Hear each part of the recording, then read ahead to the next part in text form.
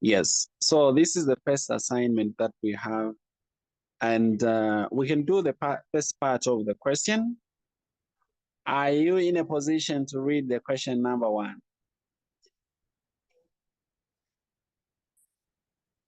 I can try, but in case Okay, I you can get go ahead. on me.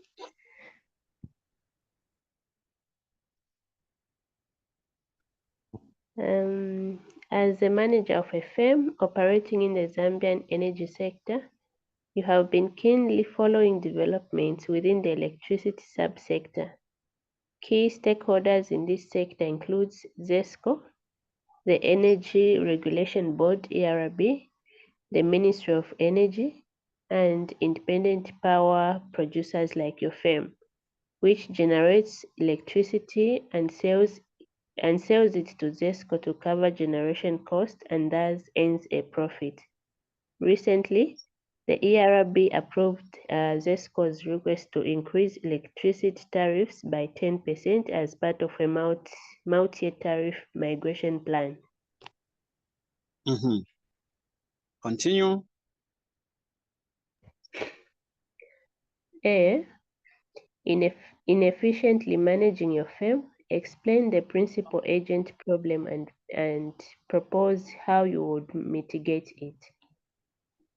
All right. So the question is to explain the principal agent problem and propose how to mitigate it. So first of all, we need to begin by understanding what principal agent problem is all about. Okay, are you able to hear me clear? Hello, can you hear me? Yes, sir. Yes. So what happens is that as the firm, as you set up the firms, let me start from public limited company, or even from limited companies actually. So you find that the owners of the company, these whom you call the shareholders, right? What happens is that here is a very simple structure that I want to draw for you. There are shareholders on top. These are the ultimate people. They are the owners of the company. They invested money in the company. Then from the shareholders will appoint the board, right? The board members, the board of directors. Are you able to follow it? That's how you, because the shareholders themselves may not be involved in they may not engage in the management of the business every day, moving up and down. You get, mainly at this level, these people may be even busy people doing other stuff. So they are just putting money together, and when they invest their money, and then the things start moving. Yeah, their duty is just to put money together, and then may the things happen. All right. So what they will do is that to run their business, I'm building background to this question. To run their business, since they are busy, they will appoint the board of directors, which are the people who will be in charge of overseeing this particular business, making sure that the affairs of the businesses are running well. Okay. Then the board of directors is the one that will choose management. You get what I mean? This is a simple structure. Obviously, you learned this in corporate governance, right? So there will be management now being chosen. And when management is chosen, they will appoint a CEO, they will appoint a chief executive officer. Then that person will be in charge of controlling the operation of this company and all sort of things. You get what I mean, eh? So now, when all that is done, it shows that the owners of the company are not involved in the running of the company. I'm building background to the problem. So now, since the people who are managing this company are other people, they may not even be the part of the owners of the company. At some point, these people start now doing things to benefit themselves, right? Making those objectives that are just egocentric, that are centered on themselves. Get what I mean? So at that point, if these people are just centered on themselves, they are not doing the desires of the owners of the firm. They are just trying to do the objective that they said. They want to make sure that they enrich themselves. They do the things that make them happy. For example, usually there are those conflicts of interest, right? They want short hours of working. They want very long holidays. They want better working conditions. Meanwhile, we know that for us to meet all those, we are spending money, and that will cut on profits that we are earning as the owners of the company. So you find the conflict of the interests between what the owners of the company want and what the management is trying to do. So principal agent problem now comes in where you have this problem where the owners of the firm give, who are the principals, okay? The owner of the firm, the shareholders principal, they entrust other people as agents to run their particular company. And because of this same conflict of interest, then you have this same particular problem. Have you gotten at least a glimpse of what the problem is? At least, yes, sir. Yes. So now the question of the day is, what do you think you can do to solve this problem? This is 7 months. These are a lot of months. What do you think you can do?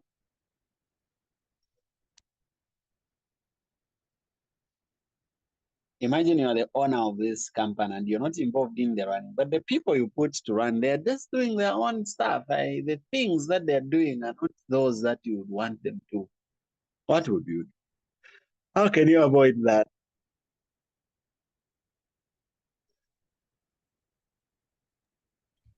Just a try.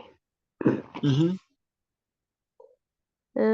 Maybe as the owner, first of all, you need to set a plan or a goal that you need to achieve uh, at the end of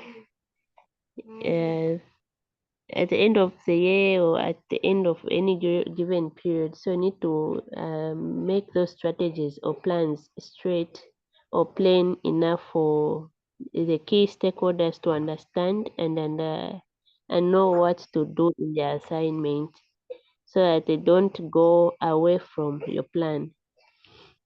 Mm-hmm. Yeah. So in short, we are saying you set the expectations very clear. You set the key performance indicators, the KPIs, very clear as well, so that we understand whether we are doing the right thing or we are not doing the right thing. It should be very clear when you are setting the key performance indicators. Know that you are now doing the right thing or you aren't. Is that clear? Are we good?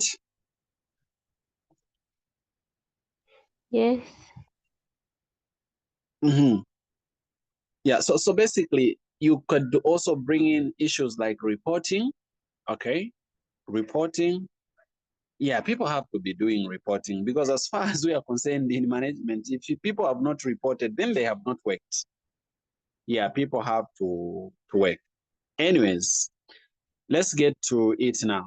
So principal agent problem comes you know, in a situation where a principal who is the owner of the business or the shareholder delegates the tasks to an agent. These could be the managers or the employees. But these agents that have been, given authority, their interests are not aligning with those of the principal or the owner of the business. So the misalignment can lead to these inefficiencies and the agent, all right, might prioritize their personal gains, as I have already put it. So the common causes of these, let's start from the causes, could be asymmetric information, where the agents often have more information about their actions and effort levels than the principals, usually. you find that these agents, they know much more of what is happening in the business as compared to the shareholders. And that's true. Probably some of you are even owning shares in these public limited companies. For example, you're a shareholder of Zanaco, you're a shareholder of maybe ShopRite, Airtel, whatever. You may not really have a lot of details about, this Airtel is working and how they're doing their things because you're not in management, right? What you'll see is that only those that are in management of these firms are the people that are going to have all the details and in the way how the companies operate. So this is what we mean by asymmetric information. Those people, whatever they are doing, they are the ones that understand better why they're doing what they're doing. Okay, mainly. So you need to now create a mechanism where there should be platforms or provisions for us to look at the plans, the objectives, and then monitor what these people are doing. Yeah. You could have those divergent goals. For example, the principles, we want to maximize profit as the owners of the companies. Well, the agents, they want to prioritize job security, personal convenience, and they just have their own personal goals that they want to achieve at the end of the day. That may even be contrary or may actually not be in line with what we want as a company. Okay, so examples of the firms of such, for example, you could have the shareholder versus managers, right? I want you to pick this properly. The shareholders want to maximize profit, but managers want to, focus on empire building, on personal perks. They want to better working conditions. They want to have short hours of working, all that long holidays. When it comes to the employers versus employees, you find that the employers expect maximum productivity. Yeah, the employers want people to work really so much and put in a lot, while on the other side, the employees might exert less effort, especially when they are unsupervised, right? That's what happens. Now, what are some of the ways on how you could actually mitigate this? Are you able to hear me? Yes, I can hear you. You could introduce what you call performance-based incentives, right? Incentives that are performance-based may help you. If you implemented the compensation structures like those bonuses, profit sharing, stock options, to just align agents' rewards with the firm's success, that would be quite okay. Okay, we introduce those things so that we want to see the results, and then people will be okay. If you could do, for example, offer managers some stock options, ensure they benefit when the firm's values increase. And this is what happens at high level of management this time around. They encourage to have these key people in management own shares in these companies that they are running. You get it, right?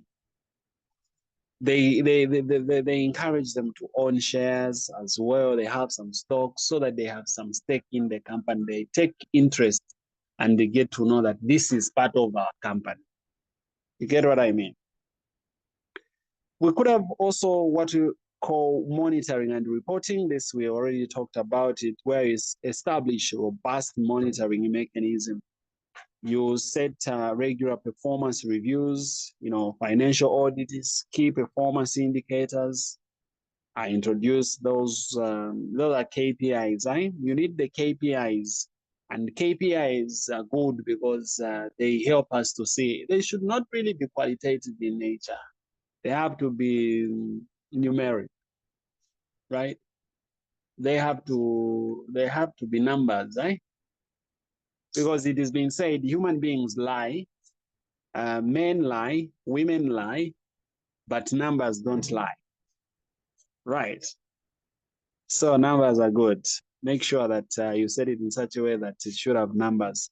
Contracts and agreements, actually, you could do, when you are drafting the contracts, you could make them in such a way that made quite comprehensive, that they should outline the expectation, responsibility, and consequences of non-performance. Yeah, those things should be there. You should put in those contracts the penalties that are there, and show that people maybe can be dismissed when they are mismanaging resources. They can be fired, right? Yeah, whenever they are not performing, less fire. And that is it. Fire gets new people that are doing the right thing. So those are some of the issues. But the other way on how you could do it, you can strengthen the oversight by involving independent board members, boards of directors who can actually hold management accountable. You get what I mean, eh? You can bring these people who are independent, like they have no stake. They are not in management. Again, they are not the owners of the business. Like they're just independent people, just to make sure that things are running well and you're paying them for that. Yeah, so you will have that. Yeah. So these are some of the ways that you could improve that, and you could improve communication as well, just to make sure that there is transparency in the way and how things are actually done. So that was part one of the question. That was question one, part A of assignment number one. Any questions?